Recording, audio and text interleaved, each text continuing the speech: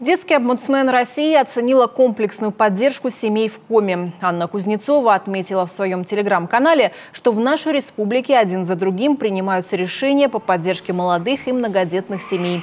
Так, до 300 тысяч рублей был увеличен размер регионального семейного капитала при рождении или усыновлении с 1 января этого года первого, третьего или последующих детей.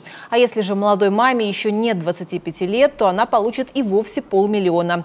До 10 тысяч рублей увеличены ежемесячные пособия на покупку продуктов беременным женщинам и малоимущим кормящим матерям. А на последней сессии Госсовет принял закон о запрете склонения к искусственному прерыванию беременности. Вопросы профилактики абортов актуальны во многих регионах. Пока лишь в 10 регионах приняты конкретные меры по ограничению числа абортов.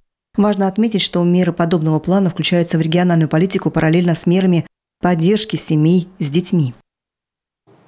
Напомним, республика вошла в число регионов России, где склонение беременных к аборту признано угрозой для семьи, материнства, отцовства и детства. Под такими действиями понимается совершение действий с целью понуждения беременной женщины к искусственному прерыванию беременности путем уговоров, предложений, подкупа или даже обмана.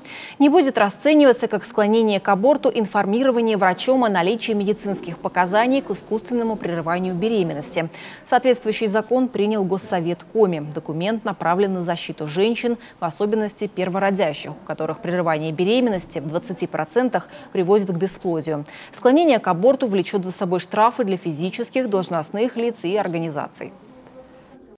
Закон, конечно, непростой, и очень большая подготовительная работа была проведена. И, как мы все понимаем, все законы, они из жизни. И сегодня у нас работает Центр планирования семьи, работают духовные наставники, которые сегодня видят вот эту статистику, когда женщина оказывается в трудной жизненной ситуации, когда ее заставляют случай и склоняют к искусственному прерыванию беременности. Со своей стороны я, конечно, поддерживаю данную инициативу. Это хорошее решение. Непонятен немножко механизм, кто будет осужден за это, да, кому будут выписываться штрафы. Потому что, когда женщина ожидает, в принципе, 4-5 ребенка, и когда ты знаешь условия проживания данной семьи, то, конечно, крутящих у виска пальчиками очень много таких людей. Подобные законы ранее были приняты в Новгородской, Тверской, Калининградской, Вологодской, Смоленской, Псковской и Курской областях, Забайкальском крае и Мордовии.